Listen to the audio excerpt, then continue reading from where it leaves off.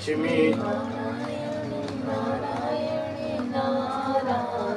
ओ पापी तारायण तारायण तारायण लक्ष्मी नारायण नारायण नारायण केशव नारायण नारायण नारायण बद्री नारायण ओ नारायण नारायण नारायण नारायण नारायण नारायण श्रीमन्नारायण। बोलिए गरुड़ पुराण जी महाराज की जय। बोले विष्णु भगवान की जय। आनंद कंद भगवान की जय। श्री गरुड़ पुराण प्रारंभ होने जा रही है। अध्याय है पहला, पापियों के और एमामुक दुख का वर्णन। जो पापी लोग जाते हैं उनके दुखों का वर्णन है आज का। श्री विष्णु भगवान रूपी वृक्ष एक सर्वश्रेष्ठ है। जो हमारा वृक्ष है वो विष्णु भगवान रूपी वृक्ष है। धर्म की दृढ़ मूल है वेद शाखाएं। जितनी हमारी वेद हैं वो शाखाएं हैं। अब जैसे हमारी माताएं, तो ये क्या है, जड़ थी। अब तुम छठे रजीव हुआ, उनके बच्चे हुए, वो क्या है, शाखाएं छट गई। वो हमारी शाखाएं चलती हैं पीढ़ी बाई पीढ़ी। वही हमारे दादी परपोते हो गए, परपोते के फिर पोते हो गए। ऐसे ही सब में केवल सर्वश्रेष्ठ भगवान विष्णु हैं। उनके दृढ़ मूल से वेद शाखाएं, यज्ञ फूल और मुख्य फल है। विष्णु भगवान को मैं बारंबार नमस्कार करता हूँ। ऐसे भगवान को श्री विष्णु के क्षेत्र में नेमी श्रायण में सोनक 88,000 ऋषियों ने, नेमी श्रायण तीर्थ है, सीतापुर जिले में पड़ता है। जितने भी वेदों की रचना हुई, जितने भी ग्रंथों की रचना हुई, वो नेमी श्रायण से हुई थी। माई सब वेद लिखे गए थे। माई से ही भागवत का आरंभ हुआ, जो सुखदेव महाराज जी ने प्रारंभ की थी। स्वर्ग की प्राप्ति के लिए सहस्त्र वार्षिक 1000 वर्ष के यज्ञ का आरंभ किया। उन ऋषियों ने एक समय नित्य क्रिया करके और अग्नि ओत्र आदि कर्मों से निर्मित होकर के सुख पूर्वक के उनके ये प्रश्न पूछा कि हे ऋषियों, कि सूत जी सुख को देने वाले वेद के सिद्धांत को और आपने भली भांति सुनाया है महाराज। इस समय हम लोग भय को देने वाले यमराज के मार्ग का वर्णन आपको सुनाते हैं। हमारे 4 मार्ग हैं, पूरब, पश्चिम, उत्तर और दक्षिण। पूरब का, पश्चिम का और उत्तर का मार्ग है ये धर्मराज का है और चित्रगुप्त का। और जो दक्षिण मार्ग से जो पापी जाते हैं वो यमपुरी होकर के जाते हैं। महाराज यमराज के मार्ग का वर्णन सुनना चाहते हैं। संसार के दुख और कष्टों को नाश होने का उपाय क्या है और इस लोक तथा परलोक में, परलोक के दुख का वर्णन करने का आप सामर्थ्य हैं। तो श्री सूत जी ने कहा कि पापियों के दुखदायी और पुण्य आत्माओं को सुखदायी अत्यंत दुर्गम यम मार्ग का वर्णन आप लोगों के हित के लिए मैं आप लोगों से कहता हूँ। तो ध्यान पूर्वक सुने कि जो हमारा शरीर है 84 लाख योनि भोग करके और ये तन हमने पाया है। अब इसमें बुरे कर्म करें तो फिर न जाने हम कौन से कर्म उसमें योनि में हमको जाना पड़ेगा। सबसे लास्ट की योनि जब होती है हमारी 84 लाख योनि भुगत आते हैं। सबसे लास्ट की योनि होती है जो जाड़े में कीड़ा पड़ जाते हैं, सर्दियों में नालियों में चोंच वाली, वो हमारी लास्ट की योनि होती है। अब आएगी वो आगे। गरुड़ जी ने पूछने पर जो वृत्तांत स्वर्ग में सुखपूर्वक बैठ कर के हुए विष्णु भगवान ने गरुड़ जी से कहा, वही मैं आप लोगों से कहता हूँ। गरुड़ जी ने पूछा कि हे भगवान, आपने भक्ति के अनेक मार्ग और भक्तों की उत्तम गतियों को मुझे सुनाया है। अब इस समय आपकी भक्ति से विमुख प्राणी जो आपकी पूजा सेवा नहीं करते हैं, वो भक्ति से विमुख रहते हैं और अगम दुर्गम यज्ञ मार्ग में कैसे होता है ये सुनना चाहता हूँ। यम मार्ग की कठिनाइयाँ श्रवण करना चाहता हूँ। आप एक काम करिए, ये तो चलो लिखा हुआ है, कोई अगर प्राणी मरता है, ज़्यादा नहीं कम से कम जो पीछे के लोग जाते हैं, आगे तो अर्थी लेकर के चले जाते हैं, उनके साथ आप 10 कदम चल के देखो, उनमें से 10 लोग तो बुराई करते जाएंगे और 10 लोग मान के यार फलाना बंदा बहुत अच्छा था। कोई क्या कहेगा, अरे उसने तो मेरा माल लिया था, उसने तो मेरे पैसे ही नहीं दिए, डकार गया, बढ़िया हुआ चला गया। अब ये अच्छाई और बुराई केवल इंसान के साथ में जाती हैं। हम कुछ नहीं लाई, ना कुछ लेके आए और ना लेकर के जाएंगे। भगवान ने कहा कि गरुड़ जी ने पूछा, हे भगवान, अगम दुर्गम यम मार्ग में कैसे होता है यह सुनना चाहते हैं। यम मार्ग की कठिनाइयाँ कैसी हैं और मुझे सुनना चाहता हूँ। भगवान, आपका नाम लेना सरल है और जिव्या आपके बस में, फिर भी आपकी भक्ति से विमुख हो जाता है मनुष्य। क्यों कि जब गर्भ में माँ के पेट में जब बच्चा पैदा होता है, उसको 100 साल तक की याद रहती है कि मैं कौन से जन्म का ये महाघोर नरक में पड़ा हूँ। जब बच्चा माँ के पेट में गर्भ में रहता है तो मल मूत्र विष्टे में पड़ा रहता है। जो माँ तीखा खाएगी तो तीखा उसको लगता है। हमेशा कभी भी ज़्यादा कड़वा भोजन नहीं करना चाहिए जब गर्भ में बच्चा हो। ये भी सब कुछ आएगा। महाराज ये बताइए कि बस में फिर भी आपकी भक्ति से विमुख हो जाते हैं, नरक में जाते हैं और इनको धिक्कार है। हे नाथ, पापियों की जो दुर्गति होती है इस प्रकार में नरकगामी होते हैं, अनेक दुखों को सहते हैं। विस्तार से कहिए। श्री भगवान ने कहा कि हे पक्षीराज गरुड़ जी, भयंकर यम मार्ग का वर्णन कहता हूँ, जिसमें होकर के पापी लोग यमलोक को जाते हैं। वही वर्णन सुनने वाले को भी और अति भय देने वाला है। परंतु तुम्हारे आग्रह से मैं कहता हूँ, जो लोग सर्वदा पाप में ही आसक्त रहते हैं, हमेशा पाप ही पाप करते हैं, उन्होंने तो धर्म का तो मुख ही नहीं देखा है। जन्म लिया है जब से पाप ही पाप करता है, आसक्त रहता है, धर्म से रहते हैं और कुसंगति में रहते हैं। जो बुरे लोग होते हैं, दारू पीने वाला, जुआ खेलने वाला, ये क्या है कि कुसंगत होती है। ऐसी संगत में अगर अच्छा इंसान भी बैठा होगा ना, वो चल पीता नहीं हो, पर दूसरा देखने वाला क्या कहेगा, ना जाने कि ये भी पीता होगा। क्यों?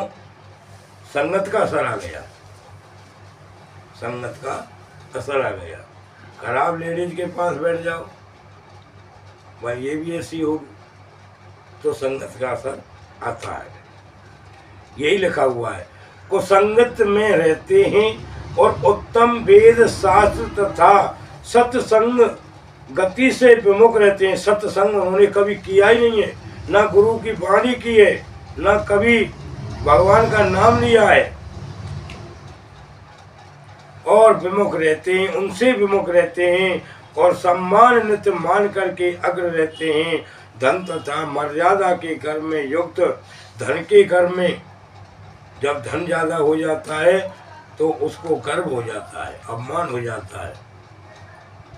मर्यादा के कर्म में युक्त हो जाता है और राक्षसी भाव प्राप्त हो जाता है। कहते हैं कि तपेश्वरी, तपस्या करके, तपेश्वरी सो राजेश्वरी, तपस्या अच्छी भजन पाठ पूजा करके अगले जन्म में राजा बनता है और राजा बन के उसको अहंकार बन जाता है तो फिर नरकेश्वरी हो जाता है।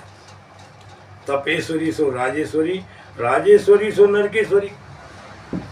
तपस्या करके राजा हुआ, परंतु जब माँ के पेट में से जब बच्चा बाहर निकलता है, भगवान से यही प्रार्थना करके आता है कि हे भगवान, मुझे इस नरक से बाहर निकालो, मैं आपकी सेवा पूजा करूँगा और आपका नाम जपता रहूँगा। अब बाहर निकलते ही माया अपना जाल फैला देती है, फिर वो मोह माया में फंस जाता है। क्यों कि हर इंसान अनजान जगह में पैदा हुआ है।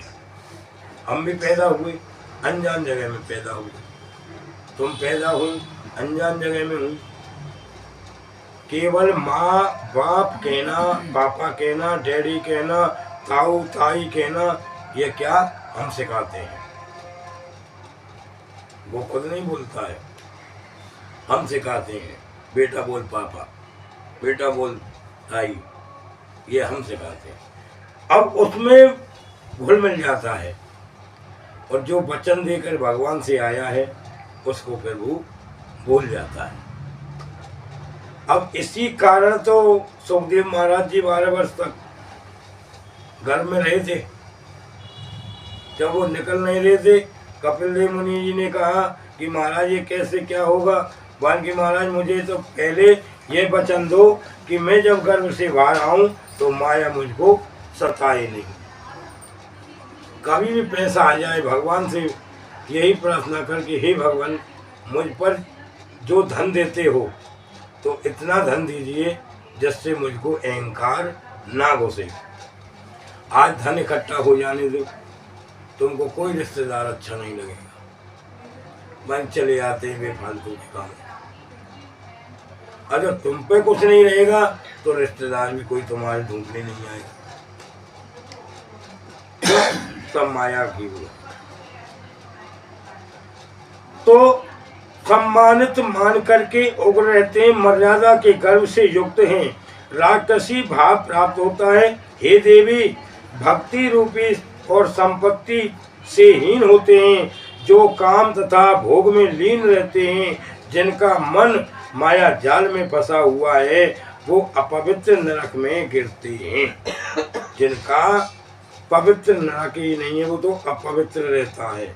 जो मनुष्य दान देने वाले हैं वे मोक्ष प्राप्त करते हैं। जो लोग पापी हैं दुख पूर्वक यम यातना सहते हुए यमलोक को जाते हैं।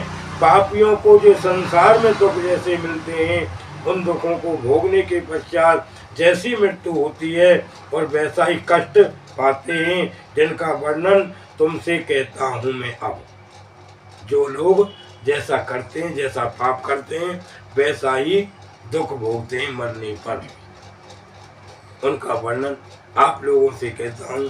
क्यों कि माता जी दान दे रही हैं, दूसरी माता ने टेल दिया इतना मत दे, जो 100 रुपये ज़्यादा हैं, तो उन्होंने रोक दिया, उनका पाप उन पर लग गया। खुद तो दे नहीं रही, दूसरी भी रोक दी, तो ये भी सब वर्णन आएगा। मनुष्य संसार में जन्म लेकर के अपने पूर्व जन्म के संचित किए हुए पुण्य और पाप के अच्छे बुरे फल को भोगता है। शेष शुभ कर्म जब करता है तो संयोग से शरीर में कोई रोग हो जाता है। जब मनुष्य कुछ गलत करके आता है तो भगवान की माया जब ऐसी होती है उनके कोई ना कोई ऐसा रोग लग जाता है शरीर के अंदर, उस रोग में ही चिंतित रहता है। विपत्ति से युक्त वही प्राणी जीवन की आशा से उत्कंठित रहता है, और युवा अवस्था का वेदनहीन वही प्राणी स्त्री पुत्रों से सेवित होने पर भी फिर भी बलवान सर्प के समान काल एक एक उसके सिर पर आ पहुंचता है। जब बच्चे का जन्म होता है तो माँ बाप कहते हैं कि हमारा बेटा इतने दिन का हो गया। मात पिता कहत बेटा बड़ो होत मेरो, और काल कहत दिन घटत मेरो। आज हमारी उम्र 120 साल की गणना रही है अब इस कलयुग के अंदर। इसमें थे 70 पे 75 पे चले जाते। क्यों? कि रात दिन लग रही। भाई काल के लिए दिन घट रहा है, और हमारे माँ बापों के लिए हम इतने साल के हो गए, और काल के लिए इतने दिन घट गए उनमें से। इसीलिए कि बलवान सर्प के समान काल एक एक करके सिर पर आ पहुंचता है, और वृद्ध अवस्था के कारण रूपहीन होकर के घर में मृतक के समान रहता है, और गृह स्वामी द्वारा अपमान युक्त दिए हुए आहार को स्वान के समान और भोजन करता है। रोग मंद अग्नि के कारण और आहार घट जाता है। जब रोग पैदा हो जाता है तो उसका रोग के कारण आहार भी घट जाता है, उसका भोजन का जो आहार होता है वो भी घट जाता है। जब 4 रोटी खाएगा फुलके, धीरे धीरे 1 फुलके पे आ जाता है, फिर आधे पे आ जाता है, फिर उसको भी छोड़ देता है। आहार घट जाता है, चलने फिरने की शक्ति घट जाती है शरीर की, चेष्टाहीन हो जाता है, नेत्रों से देखना बंद हो जाता है, चेष्टाहीन होकर के नेत्रों से हीन हो जाता है, और कप के स्वर्ग नलियों में रुक जाते हैं। जो हमारे शरीर में जो कप है उसका वेग बढ़ जाता है, बढ़ने के कारण वो नलियों में कफ फंस जाता है और रुक जाती हैं, और आवागमन में कष्ट होता है। जब खांसी उठती है, श्वास लेने में तकलीफ होती है, और कंठ में घुर घुर की आवाज़, कफ की आवाज़ आती है। कफ जब रहता है घुर घुर की आवाज़ आती है, होने लगता है। चेतना रहने के कारण चारपाई पे इंसान पड़ा रहता है और सोचता है, हे बंधु वर्गों से घिरा हुआ। क्यों? कि जब उसकी शक्ति असमर्थ हो जाती है तो रिश्तेदार मिलने आते हैं, पड़ोसी मिलने आते हैं, चारों तरफ भीड़ इकट्ठी हो जाती है, पर उसमें ऐसी सामर्थ्य नहीं होती है वो उनसे कुछ कह सके, जो महापापी लोग होते हैं। चारपाई पे पड़ा हुआ सोचता है कि बंधु वर्ग से घिरा हुआ वह प्राणी मृत्यु के सन्निकट आता रहता है, बोलने पर भी नहीं बोलता है। अब अगर आवाज मारोगे तो वह बोल नहीं पाता। क्यों? कि उसमें सामर्थ्य नहीं है जो बोल सके।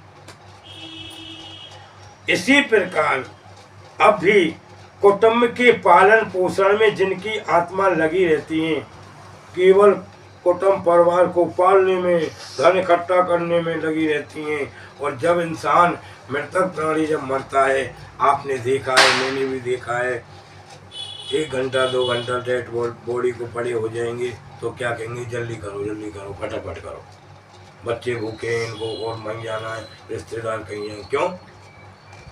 कि नोटों से प्यार है, चमड़ी से प्यार नहीं है, दमड़ी से प्यार है। जब तक हमने कमाया, हाथ पैर चली, जब तक हम सबको अच्छे लगते हैं, और जब हमारे हाथ पैर जवाब दे जाते हैं, कमाना खाना बंद हो जाता है, फिर वो कुत्ते की उम्र हमारी आ जाती है, कुत्ते की उम्र। फिर बुजुर्ग की खाट कहाँ बिछा दी जाती है? गेट पर, जैसे कुत्ते को बांध देते हैं, फिर टोक टेरा जो दे दिया वो दे दिया। फिर वो देखने पर क्या कहता है, काम बिगड़ता है घर में, अरे तूने ये काम नहीं किया, बहू तूने ये नहीं किया, फिर बहू की आवाज़ क्या आती है, अरे ये और ये मर नहीं रही है, ये बड़ी कुत्ते की तरह भौंकती रहती है, जब देखो जब भौंकती रहती है। ये कहने को सुनने को आता है। सन्नाटा हो जाता है। इसी प्रकार कुटुंब के पालन पोषण में जिनकी आत्मा लगी रहती है और उस परिवार के प्रेम की वेदना से रोता हुआ प्राणी परिवार के बीच से मर जाता है। अब जब परिवार के बीच में से मर करके जाता है, अब ये हमारा घर है, इसमें से आत्मा निकल के जाएगी। आज हम इस घर में रहते हैं किराए पे, 10-20 साल हमको यहाँ हो जाए तो हमारी एक बार आत्मा यहाँ से निकलने को तैयार नहीं होंगी कि इसको हम घर को छोड़ के जाएं, परंतु मजबूरी है, जाना पड़ेगा। क्यों? दूसरे का दिया हुआ है। हमारा जो शरीर है ये भी दूसरे ने दिया है, नाम जो हमारा रखा है दूसरों ने दिया है, जन्म दूसरे ने दिया है, लिया है जन्म दूसरे के घर में लिया है। बताओ हमने क्या किया है? मैं कह रही हूँ इसी बीच में प्राणी मर जाता है, अपने परिवार के बीच में मर जाता है। मृत्यु के समय देवताओं के समान प्राणी को दिव्य दृष्टि हो जाती है। जब इंसान की मृत्यु होगी, चाहे पापी हो चाहे धर्मात्मा हो, केवल 10 मिनट के लिए उसको दिव्य दृष्टि हो जाती है कि अब मैं बचने वाला नहीं हूँ, अब मेरा समय निकट आ गया है। अब इसकी परछाई क्या है? आपने तो देखा नहीं है, कभी गौर करना। जो हम चलते हैं शाम को तो हमारे साथ साथ परछाई चलती है, और जैसे ये हमारा हाथ है ये हमारी परछाई चलती है। ये परछाई देखना बंद हो जाए, ध्रुव तारा होता है तारामंडल में, ध्रुव तारा वो देखना बंद हो जाए, शुक्र तारा होता है वो देखना बंद हो जाए, ये समझो कि अब हमारे निकट आ गई मौत। अब इसके भी आएंगे विवरण, कौन कौन सी चीजों के लक्षण हैं कि मृत्यु के समय देवताओं के समान प्राणी को दिव्य दृष्टि हो जाती है। वह संसार को एक में ही देखता है, कुछ भी बोलने में असमर्थ हो जाता है, इंद्रियां व्याकुल हो जाती हैं, शरीर चेतन हो जाता है। शरीर चेतन हो जाता है, कुछ जवाब नहीं देता है, शरीर जड़ के समान हो जाता है। इसी कारण समीप में आए हुए यमदूत के भय से प्राण आदि 5 वायु अपने स्थान को चल देती हैं। जब यमराज आते हैं, यम के दूत, उनकी 5 जो वायु हैं तत्व जो हमारा शरीर बना है वो उसी में समाप्त हो जाती है। क्यों? मल में मल मूत्र अलग पैदा हो जाए। मल मूत्र जो बना है वो हमारा पृथ्वी से बना है, पृथ्वी में समान हो जाती है। वायु में वायु समाप्त हो जाती है। ऐसे ही 5 वायु अपने स्थान को चल देती हैं। मरते समय पापी को एक क्षण भी कल्प के समान बीतता है, और 100 बिच्छुओं के काटने से जो पीड़ा होती है, वैसे ही श्वास जब निकलता है इंसान का, जब इंसान का श्वास निकलता है, जब हमारे 100 बिच्छू काटेंगे ना, जब तड़फड़ाहट होती है शरीर में, ऐसे ही सांस निकलने में इंसान को तड़पना पड़ता है। सांस निकलते समय होती है, यमदूत के भय के बीच जीव के मुख के लार फेन गिरते जाते हैं। पापियों का प्राण वायु गुदा के मार्ग में भयवृत्त होता है। कभी भी पापी मरेगा तो उसकी गुदा द्वारा प्राण निकलेंगे, लेटरिन कर जाएगा, बाथरूम कर जाएगा। जो महाघोर पापी होगा, लेटरिन द्वारा सांस निकल जाती है, कपड़े बिगड़ जाते हैं, गुदा के मार्ग से भयभीत होता है, प्राण निकल जाते हैं।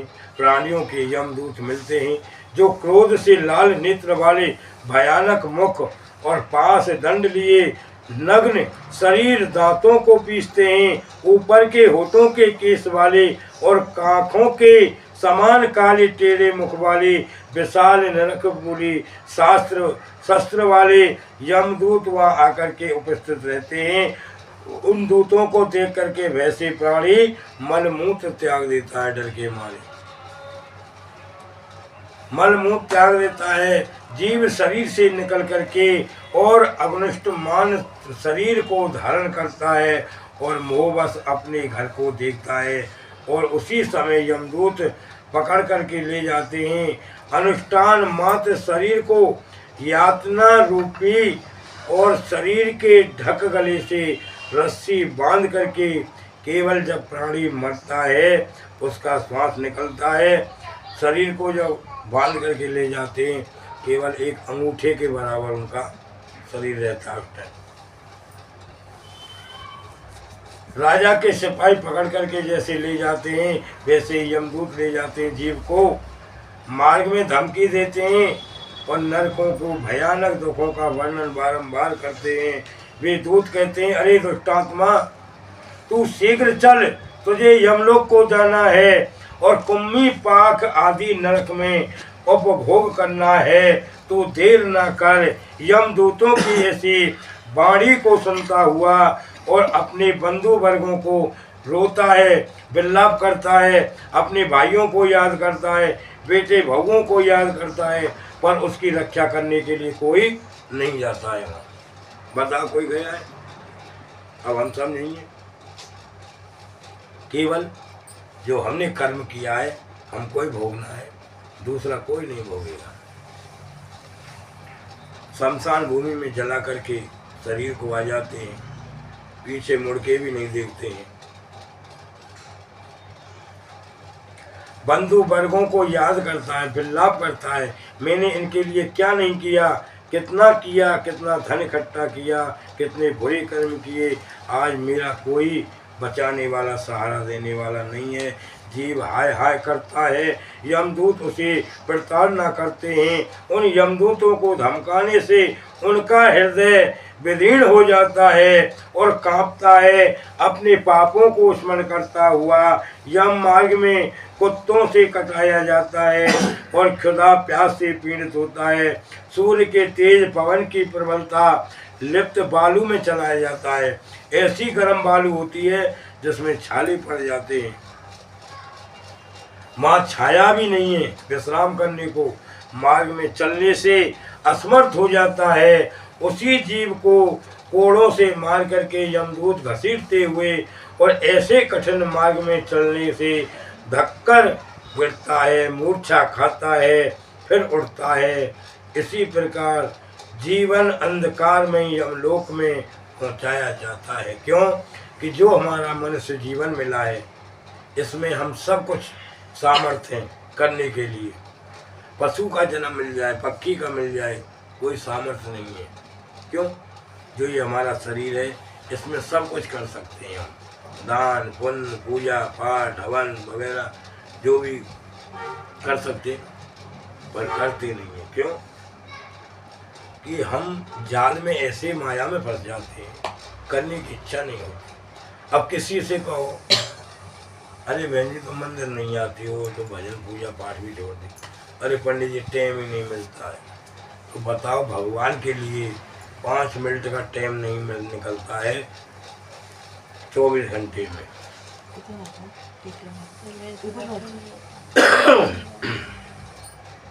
यमलोक तथा मृत्यु लोक में घोर नरों की यातना देख करके यमराज की आज्ञा से फिर मनुष्य अपने पूर्ण शरीर में प्रवेश करने की इच्छा करता है। जब शरीर से प्राण निकलते हैं ना, तो उसमें घुसने की इच्छा करता है।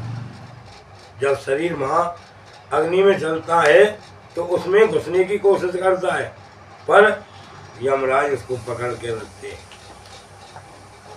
यम के दूतों ने पास में बंधे रहते हुए कारण खुदा तसा से दुसह दुख रहता है, इसी विकल होकर के रोता है।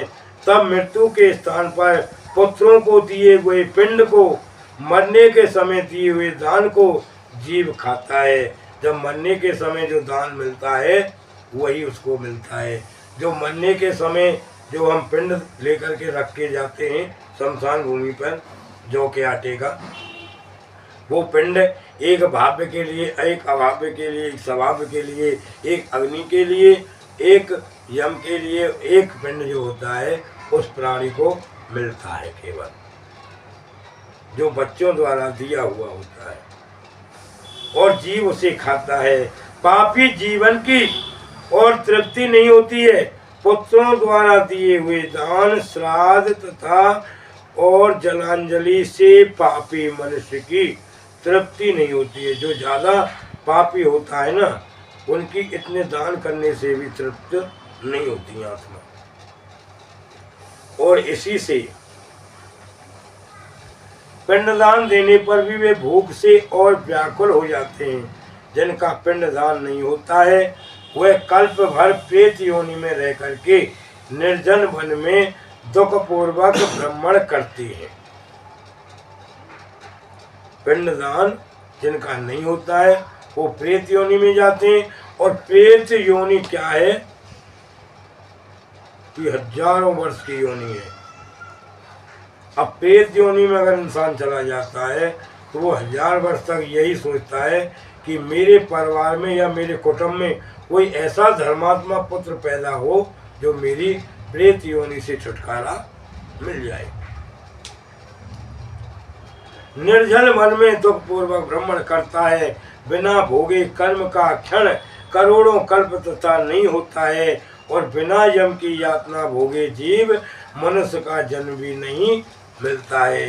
जब तक मनुष्य यम की यातना को नहीं भोगेगा तब तक ये मानव शरीर नहीं उत्पन्न होगा। इसी से पुत्र को 10 दिन तक तो पिंडदान करना चाहिए। हे गरुड़ जी, उस दिन के प्रतिदिन 4 भाग होते हैं। उसमें से 2 भाग पंचभूतों को दिए जाते हैं, उनमें से देह की पुष्टि होती है। तीसरा भाग जब पिंड का दिया जाता है वो यमदूतों को मिलता है। चौथा भाग प्रेत को खाने को मिलता है। इसी प्रकार प्रेत के 2 दिन तक पिंडदान के खाने को पाता है। 10वें दिन का पिंडदान प्रेत का शरीर निर्मित हो जाता है, चलने की और सामर्थ्य होती है। यही पक्षियों में श्रेष्ठ है।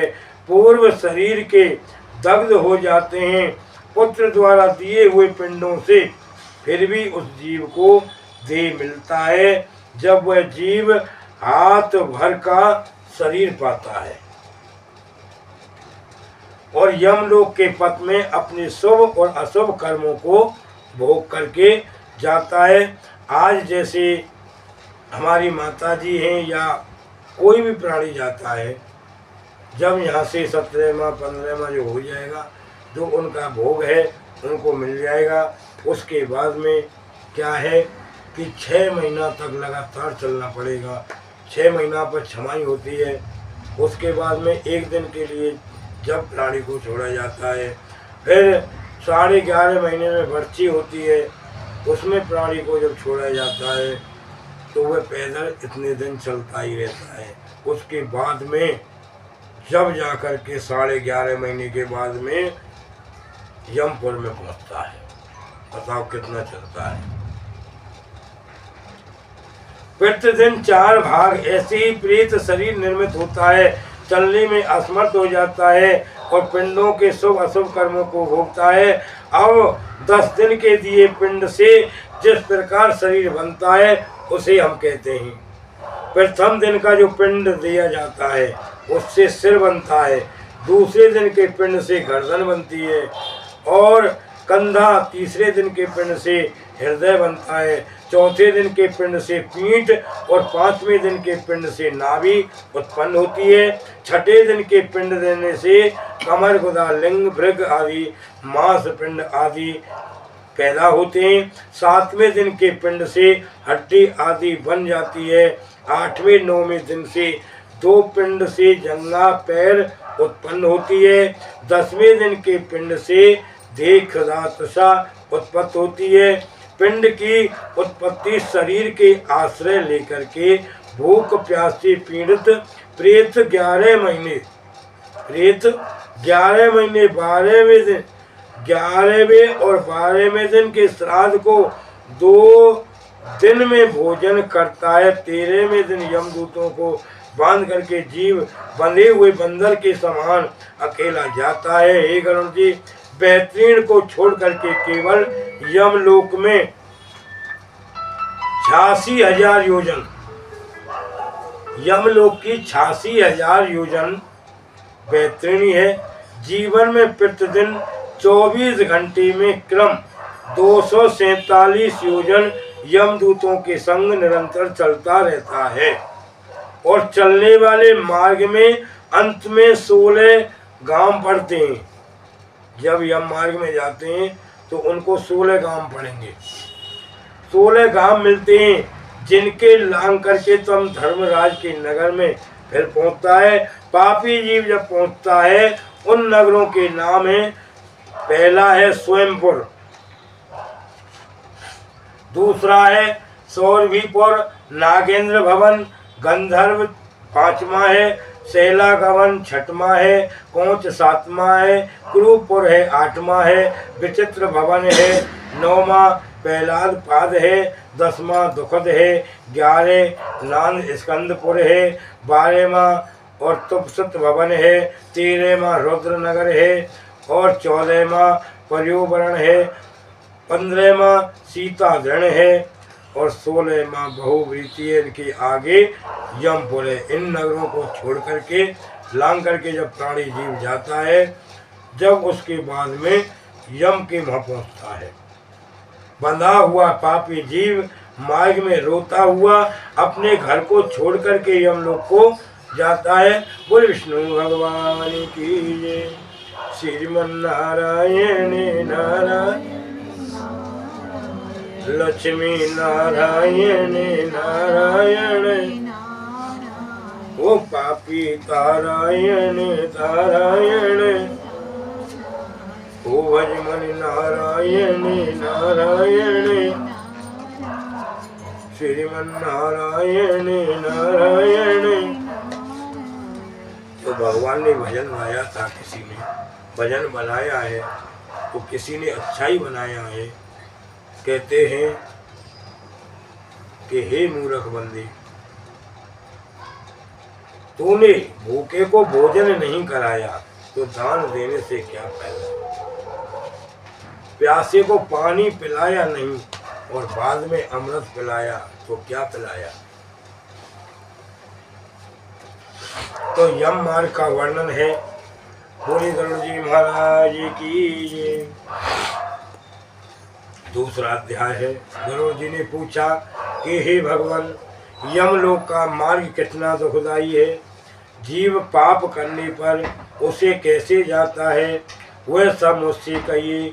श्री भगवान जी ने कहा, हे गरुड़ जी, यमलोक को मार्ग अत्यंत दुखदाई है, उसे सुनकर के मेरे भक्त होते हुए भी तुम कांप जाओगे।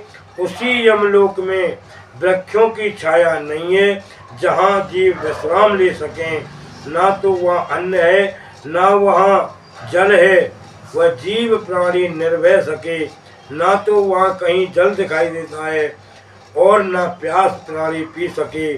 खग इसी लोक में 12 सूर्य तपते हैं। जब 12 सूर्य तप जाएंगे ना, जिस दिन 12 सूर्य पृथ्वी पर तप जाएंगे उस दिन प्रलय हो जाएगी। अब जबकि इतनी दूरी पर सूर्य होता है और गर्मियों में गर्मी सहन नहीं होती है, तो जब प्राणी उनके पास वहाँ पहुँचता है तो ना जानो उसको क्या स्थिति होती होगी। दूर से फूंक देता है। जीव की प्राण निर्भय हवा के जीव अत्यंत पीड़ित होता है।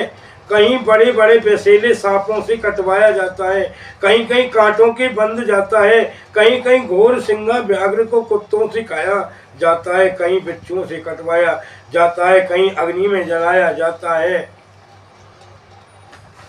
कहीं अग्नि में बाज में और असपत्र वन में जिसका विस्तार 2000 योजन का है, वह मन कोवा गिद्ध उल्लू शहद की मक्खी भरा हुआ वन, चारों ओर दाव अग्नि लगी रहती है, डांस मक्खी मच्छर वह उस जीव को काटते हैं। अग्नि की गर्मी से जीव वृक्ष के नीचे जाता है। जब तलवार के समान वृक्ष के तीखे वृक्षों के पत्ते उनके शरीर छिन्न भिन्न हो जाता है। कहीं अंधेरे कुएं में गिराया जाता है और कहीं पर्वत पर नीचे गिराया जाता है। कहीं छुरों की धार से समान क्षण मार्ग में चलाया जाता है, कहीं भी कीलों के ऊपर चलाया जाता है, कहीं अंधकार में, कहीं गुफाओं में चलाया जाता है, कहीं जोक होती हैं उस कीचड़ में गिराया जाता है। जो जोक होती है, जोक देती, देखिए आप लोग नहीं देखिए, जब बारिश पड़ती है, बारिश पड़ती है तो जो फांसी होती है ना, छोटी छोटी पारखों में गिरी पड़ी होती है, वो जोक होती है। एक बार जोक चिपट जाएगी तो आपका खून चूस करके इतनी मोटी हो जाती है। कोई कोई डॉक्टर रखता है जिसकी नस ब्लॉक हो जाती है, जोक चिपका करके उस नसों को डॉक्टर खोलते हैं, वो जोक होती है। है जी, हाँ जी, हाँ जी, आ रहा समझ में कथा, माता कथा आ रही समझ में, है जी। इसीलिए अंधकार में गिराया जाता है, कीचड़ में भरे हुए गहरी बड़ी दुख के पार होते हैं, जिसके केस से वार है, बड़े बड़े घड़ियालों के पूर्ण, जिनके मांस खाने वाले सैकड़ों प्रकार के पक्षियां निवास करते हैं। हे गरुड़ जी, ऐसे आग में की ज्वाला में तृप्त हो कढ़ाई के घी खोलता है, ऐसी कढ़ाई में पापी प्राणी को डाला जाता है। उसी प्रकार पापी को आया देख करके कढ़ाई भी खोलने लग जाती है, उबाल मारने लग जाती है कि मेरा पापी आ गया भोग। जल खोलता है, चारों ओर सुई के समान नख वाले कीड़े युक्त हैं, वज्र के समान चोंच वाला गिद्ध है। यह शरीर हमारा है पर यह कोई काम का नहीं है। पशु पक्षी की भी खाल चमड़ी काम में आ जाएगी, पर हमारी चमड़ी कोई काम में नहीं आती है। कुछ दिन के बाद में इसमें भी कीड़े पड़ जाते हैं, परंतु अगमान है। कौवे से वही नदी व्याप्त है और सुई, घड़ियाल, मगर, जोक, मछली, कछुआ आदि अन्य मांस भक्षण जलचर वही भरी है। उस नदी में उनको छोड़ा जाता है जहाँ वो मांस खाते हैं, मछली, कछुआ, जोक। और रोता है, भाई को याद करता है, पुत्रों को याद करता है, पिता को याद करता है, बारंबार पुकारता है कि हे भाई मुझे बचा लो, हे पुत्र मुझे बचा लो, हे पिता मुझे बचा लो। और पुकारता रहता है प्राणी, पर वहाँ कोई बचाने वाला नहीं जाता है। पापी जब भूख से प्यास से पीड़ित होता है, वही रुधिर और मांस पीने खाने को मिलता है। पापी को वही खा, वही नदी में रक्तपूर्ण फेन युक्त महाघोर गढ़ती हुई भयंकर शब्द करती है नदी, और देखने मात्र से वह पापी मनुष्य मूर्छित हो जाता है। अनेक प्रकार के सर्प बिच्छू भरे हैं, जिसमें घिरे हुए प्राणी, रक्षा करने वाला कोई नहीं रहता है। पापी जीव नदी के सैकड़ों हजारों भंवरों में पड़ करके नीचे पाताल को जाता है, फिर क्षण भर में ऊपर को आता है। हे गरुड़ जी, पापी जीव के और पतन के लिए यही नदी बनाई गई है, बेहतरीन नदी। बेहतरीन नदी का आर पार भी नहीं दिखाई देता। इसी प्रकार यम के मार्ग में अनेक प्रकार के दुखों को भोगते हुए रोता चिल्लाता है प्राणी। जब हम गौ दान करते हैं, गाय दान करते हैं, वो बेहतरीन नदी के लिए करते हैं कि हे गौ माता, कि जो भी प्राणी गया हुआ है कि आप अपनी पूंछ पकड़ करके उनको बेहतरीन नदी पार करा दें, क्योंकि बेहतरीन नदी ही एक ऐसी है जिसमें पापी को जाना ही जाना पड़ता है। प्राणी भोगता हुआ रोता है, चिल्लाता है, प्राणी यमलोक को जाता है, किसी को फांसी से बांध करके, किसी को कुशों से खींच करके, किसी को शस्त्रों से छेद करके यमदूत पापियों को यमलोक ले जाते हैं। यमदूत किसी की नाक में डोरी डाल करके और किसी के कान में डोरी डाल करके, किसी के काल फांस में बांध करके और किसी के कौओं के समान खींचते हैं, पापी को यमलोक ले जाते हैं। अभी आ जाएगी। पापी को यमलोक ले जाते हैं। गर्दन भुजा पैर में सीकड़ बांध करके उस लोहे के भार लाद करके रास्ते में कहते हैं चल आगे के लिए बढ़। पापी दुखी जीव के मुंह में रुधिर गिरता है, फिर उसी को खा जाता है। जो मुंह से निकलता है उसी को फिर खाता है। फिर किए हुए कर्मों को सोचता है कि आज मैं ये कर्म नहीं करता तो मुझे ये आज दंड नहीं मिलता। अब महावीर एक बार तो महावीर झूठ बोलता है जाकर के कि मैंने ये काम नहीं किया है। अब पुलिस वाले पकड़ करके ले जाते हैं, जब चोर को मार देते हैं, कहते हैं मैंने नहीं किया, फिर ज़्यादा मार देते हैं, फिर ज़्यादा भय दिखाते हैं, कट मन से आता है कि मैंने किया है। फिर उसका लेखा जोखा सब चित्रगुप्त के पास होता है। सोचता है दुखों को भोगता हुआ यमलोक को जाता है, अज्ञानी मार्ग में जाता हुआ हा पुत्र सबको याद करता है और कहता है विलाप करता हुआ संतृप्त हो जाता है। मन में सोचता है कि बड़े पुण्य से मनुष्य का जन्म मिलता है, उनके पाकर के मैंने कुछ भी धर्म नहीं किया, ना किसी को दान दिया, ना अग्नि में हवन किया, ना तपस्या की, ना गुरुओं की सेवा की, ना देवताओं का पूजन किया, ना साध्वी तीर्थों में गया, ना तीर्थ स्थानों में दान सेवा की। इसी से शरीर अपने किए हुए कर्म के फल को भोगो। ना ब्राह्मणों को पूजन किया, ना गंगा में स्नान किया, ना साधुओं की संगति की, ना साधुओं की सेवा की, ना कभी परोपकार किया, ना किसी पर परोपकार किया। आज मैं गरीब हूँ, मैं तुम पर दरवाजे पर मांगने आया हूँ और आपका हृदय इतना नहीं पिघला कि चाय इस पर कितना संकट है, भूखा है, प्यासा है, परोपकार नहीं किया। जब तुझ पे है देने लायक दे सकते हैं, और जब हम पे ही नहीं है तो देंगे ही। परोपकार नहीं किया और इसीलिए दे कि अपने कर्मों के फल को भोगो। पशु पक्षियों का मनुष्य के हित के लिए निर्जन देश में जलाशय बनवाया, ना तो कभी पशु पक्षियों को दाना डाला, न किसी के मनुष्य के हित की बात कही, ना कहीं जलाशय बनवाया, ना कहीं कुआं बनवाया, नहीं कहीं बावड़ी बनवाई। ब्राह्मणों की जीविका के लिए कुछ वृत्ति दी और दे के अपने किए कर्म का फल भोगो। ना नित्य अन्नदान दिया, ना कौओं को कभी दाना डाला, यदि दिया है ना वेद शास्त्र पढ़ा, ना श्रद्धा की, ना कभी पुराणों को सुना, ना कभी कथावाचक व्यास का पूजन किया। इसी से देह के अपने कर्मों को फल भोगो। मैंने अपने स्वामी की आज्ञा का ना कभी पालन किया, ना अपना पतिव्रत धर्म निभाया। मैंने ना अपना पतिव्रत धर्म का पालन किया, ना कभी बड़ों का आदर सत्कार किया। वो जो लिखा हुआ होता है उससे पूछते हैं कि ना तो तूने कभी पति धर्म किया, पालन किया, ना कभी तूने बड़ों का आदर सत्कार किया, ना किसी की सेवा की। इसीलिए शारीरिक अपने किए हुए कर्मों को भोगो। पति की सेवा करना ही स्त्रियों का पति धर्म है।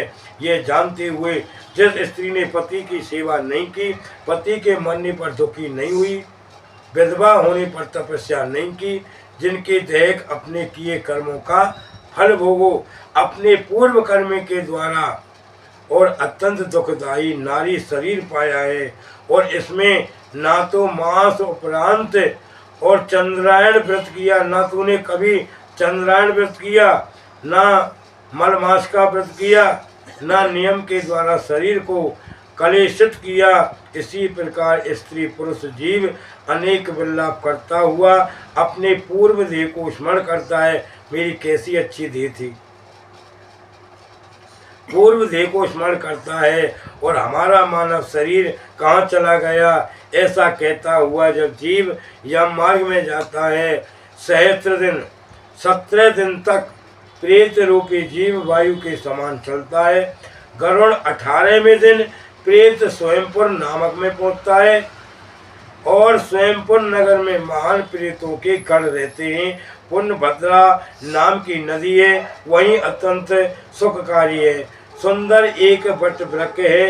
यमदूत उसी जीव को वहाँ पर विश्राम करता है और स्त्री पुत्र आदि के सुख को स्मरण करता है। जो स्त्री पुत्र मर जाते हैं, उनके बच्चे उनके निमित्त से जो दान देते हैं, उनको वहाँ मिल जाता है।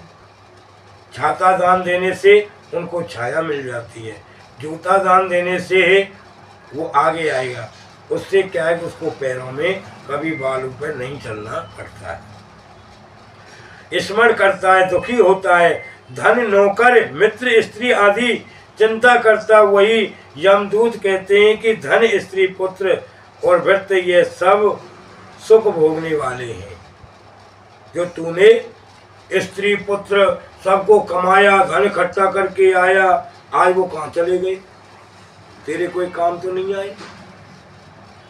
यमदूत उसको कहते हैं कि हे मूर्ख, आपने किए हुए कर्म के फल भोगते हुए अधिक काल कोई मार्ग को पर चलो। हे परलोक यात्री, तू यम के पराक्रम को नहीं जानता है। तुम्हारे ऐसे प्राणी के साथ चलने वाले यमदूत के बल को तू नहीं जानता है। तूने कभी ऐसा प्रयत्न नहीं किया है और जिसकी यम यातना ना हो, और अब तो उसे निश्चय करके यमलोक को चलना होगा। उसमें अब मोल भाव नहीं हो सकता है। वहाँ कोई रिश्वत नहीं चलती है, मोल भाव नहीं चलता है कि ले तू रिश्वत ले ले और मेरे कष्ट कम कर दे। तूने यम यातना नहीं सुनी है और क्या ब्राह्मणों के मुख से कभी पुराण नहीं सुना। यमदूत ऐसे कह करके और मृदगरों से मारते हुए मूर्छित होकर के गिरता है, फिर उठता दौड़ता है। यमदूतों के फंदे से बलपूर्वक घसीटता जाता है। घर में से 13वें दिन वह जीव चलता है। 18वें दिन स्वयंपुर नगर में पहुंचता है। पहुंच करके इसने अथवा श्रद्धा पूर्वक पुत्र पौत्रों द्वारा दिए हुए मानसिक श्राद्ध का भोजन करता है। फिर स्वयंपुर को गमन करता है। सौरपुर में यम रूप में धारण करने वाले जंगल नामक राजा है, उनको देख करके भयभीत हो जाता है। जब इंसान प्राणी जब मरता है तो हमारे 4 चरण होते हैं। मृतक प्राणी के 4 चरण होते हैं। कैसे कि जब हम अग्नि में जला करके आएंगे, देखो तो जब फूल चुगने जाते हैं 3 दिन का वास मृतक प्राणी का अग्नि में रहता है। 3 दिन का तीजा किया, तीजा करने के बाद में गंगा जी ले जाते हैं, फूल चुगते हैं, गंगा में ले गए। 3 दिन का वास जल में हो गया, 3 और 3 6 हो गए। 3 दिन का वास वायुमंडल में होता है। जो हम पीपल के पेड़ पर जो मटकी टांगते थे, यहाँ तो अब नहीं टांगते हैं, पीपल के पेड़ में होता है। और 3 दिन का वास दशगात्रा एकादशा द्वादशा, 3 दिन का वास दरवाजे पर प्राणी बैठा रहता है, जो अब देखता रहता है सबको, कौन आ रहा है, कौन जा रहा है, कौन मेरे बारे में क्या कह रहा है, कौन रो रहा है, कौन बदलाव कर रहा है, कौन मेरे लिए कुछ दे रहा है। अब जो अगर उस टाइम जब विदा होते हैं, अगर ज़्यादा रोगे तो दुखी होकर के प्राणी आंसू पी करके वह फिर चला जाता है। भोग भी क्यों दुखी हो जाता है कि घर वाले सभी उस टाइम पर तो केवल विदा उसको हंस के ही कराओ, रो के मत कराओ। क्यों रोगे प्राणी के लिए तो मुंह से लार फैन थूक टपकता है इंसान का। मैं भी रोऊं, कोई आंसू भी आएंगे, वही लेकर के जीव दुखी होकर के चला जाता है। ये आएगा आगे, भयभीत हो जाता है। वही विश्राम करता हुआ पहुंच करके और त्रिपिक के श्राद्ध में दिए हुए अन्न जल भोजन करता है, नगर में पार करता है। इसके बाद प्रेत शीघ्रता के नागेंद्र भवन में पहुंचता है। वह अत्यंत भयानक वन है, जिनके देख दुखी होता रोता है, चिल्लाता है। निर्दय यमदूत उनके बारंबार खींचते हैं, घसीट ले जाते हैं और वन को वह प्रेत 2 महीने पार करता है। वही घर वालों द्वारा दिया हुआ श्राद्ध से दिए हुए अन्न जल वस्त्र आदि को खा पहन करके फिर वही यमदूत उसके साथ आगे चलते हैं। 3रे महीने में प्रेत गंधर्वपुर में पहुंचता है। परिवार वालों ने जो 3रे महीने में जो भोजन दिया है आगे के लिए मिल जाता है। 4थे महीने में जो भोजन कराते हैं, 4थे महीने में जो दिया हुआ है उसको 4थे में मिलता है, वह खा करके और सुखी होता है। फिर जीव 5वें महीने में कौंचपुर में पहुंचता है। वहाँ 5वें महीने में फिर श्रद्धा आदि से खाकर के कूरपुर में पहुंचता है। अत्यंत निर्दयी प्राणी रहता है। 5.5 महीने में दिए हुए अन्न जल को खाकर के वह ठहरता है। आधे मुहूर्त में ठहर करके यमदूतों के साथ आगे को चलता है। आधा मुहूर्त तक ठहर करके यमदूत ताड़ना से कांपता हुआ दुखित होता है और घसीटा हुआ उस नगर में चलता है। जल करके चित्र भवन नामक नगर में पहुंचता है। वहाँ पे चित्र नाम का यमराज का छोटा भाई है, राज्य करता है। बड़े शरीर वाले विचित्र जीव को देख करके वह भगवान और देख करके वह भागना चाहता है, परंतु परवश पड़ा रहता है। प्रेत के आगे बेहतरीन होने वाले मलाके आकर के कहते हैं कि अरे लोग, बेहतरीन नदी के पार उतरने वाले ये नौका, यदि तुम्हारा पुण्य हो तो नौका पर बैठ जा, अगर पुण्य किया हो तो मेरी नाव में बैठ जा, और पाप किया है तो पैदल चलना है जिसमें तार पार हो जाए। बेहतरीन कहते हैं केवट उस प्रेत के कहते हैं कि जो तूने गौदान दिया है तो नौका में पार आकर के बैठ जा, जिसने गौदान किया है। और प्रेत केवल हाँ देव कहता है कि वही नदी उबलने लग जाती है और उबलती देख करके यमदूत नदी में पापी को छोड़ना चाहते हैं। वह जीव अत्यंत चिल्लाता है, जिस पापी ने दान नहीं दिया उस नदी में डूब जाता है।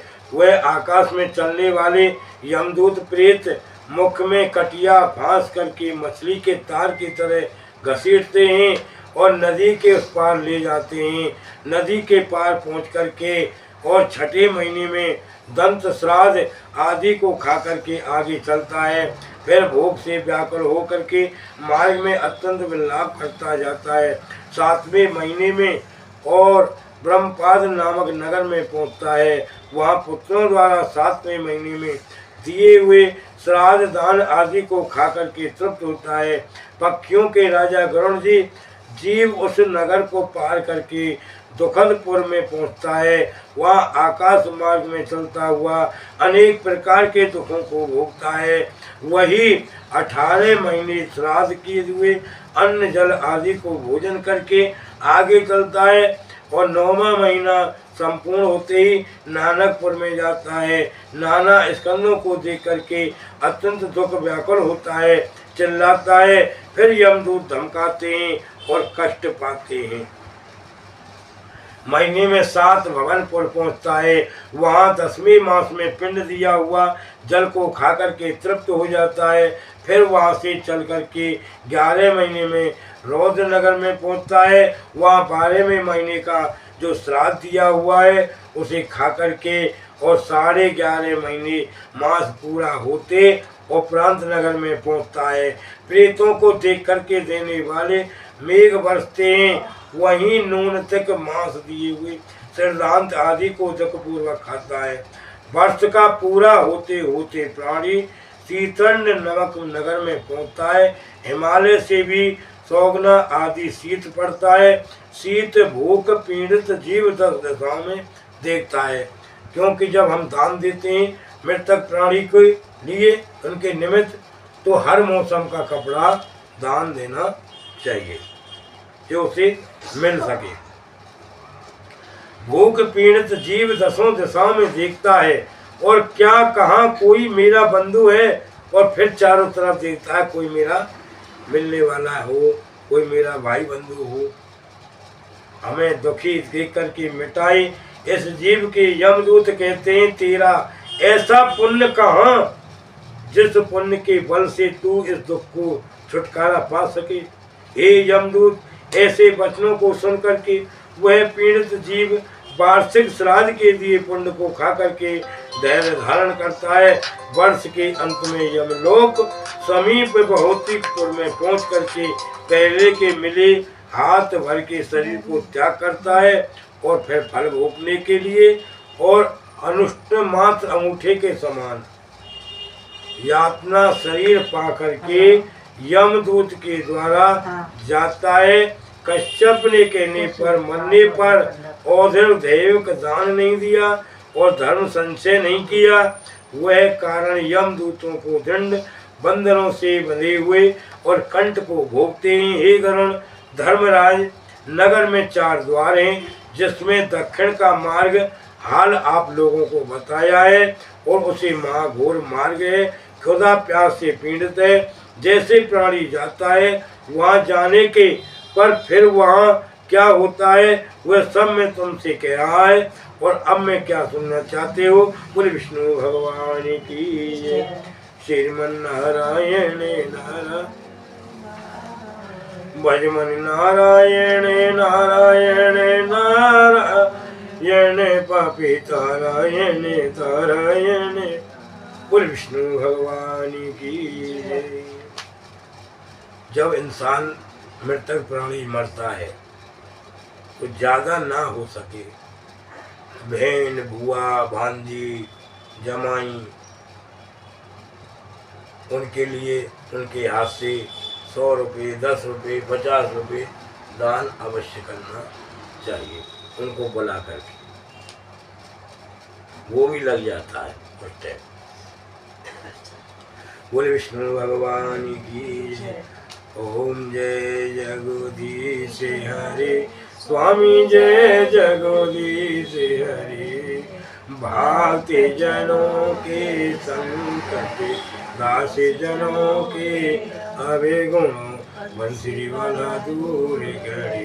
ओम जय जगदीश जो ध्यावे फल पावे दुख बिन से मन का स्वामी दुख बिन से मन का। सुख संपत्ति करे आवे बंसुरी वाला करे आ कष्ट मिटे तने का। ओम जय जगदीश माता पिता तुम मेरे शरण परो में किसी की स्वामी शरण गाँव में किसी की। तुम बिन और न दूजा प्रभु बिन और आस करूं मैं किसी की। ओम जय जगदीश तुम्हें पूरन परमात्मा तुम अंतर्यामी स्वामी पारो ब्रह्म परमेश्वर जगत पिता जगदीश्वर तुम सबके। ओम जय जगदीश हरे तुम्हें करुणा के सागर तुम्हें पालन करेगा स्वामी तुम्हें रक्षा करेगा। मैं मूर्ख करे स्वामी मैं सेवक तो स्वामी कृपा करो भर। ओम जय जगदीश हरे तुम्हें हो एक अगो सबके प्राणपति स्वामी सबके प्राणपति। कैसे वेद मिलो दया कैसे वेद मिलो बंदेवा तुम्हें को मैं कुमति। ओम जय जगदीश दीन बंद दुखे हरे ठाकुर तुम मेरे स्वामी सेवक हम तेरे। अपने हाथ उठाओ अपनी शरण लगाओ द्वार पर में तेरे।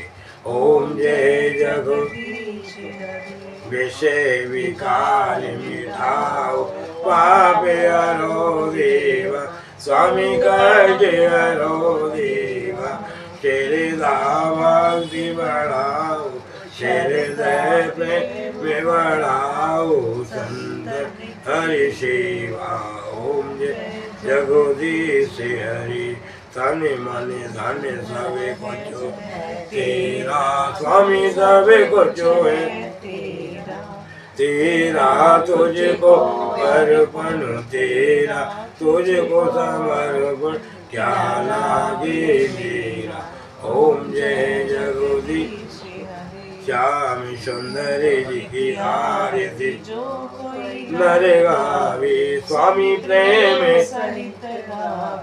कहते शिवानंद स्वामी भजते हरि हरि स्वामी मनवांछित फल पावे ओम जय जगदीश हरि जय जगदीश हरि स्वामी जय जय दीनानाथ स्वामी जय जय भोलेनाथ भक्ति जनों के संकट दासे जनों के अवे गुण श्रीवला दूर कर ओम जय जगदीश त्वमेव माता च पिता त्वमेव बन्धु च सखा त्वमेव विद्या निर्वणं त्वमेव सर्वं मम देव ओम देव शांति पृथ्वी शांति रावा शांति रोदया शांति मनोदे शांति श्रीदेव शांति ब्रह्मा शांति सर्व शांति सामा शांति हृदय ओम शुभ शांति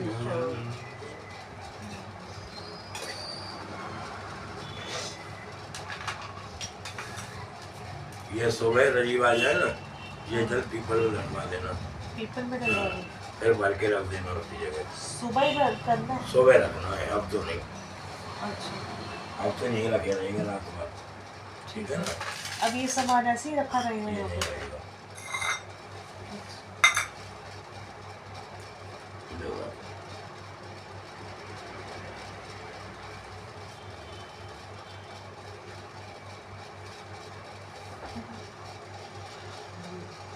लो मिल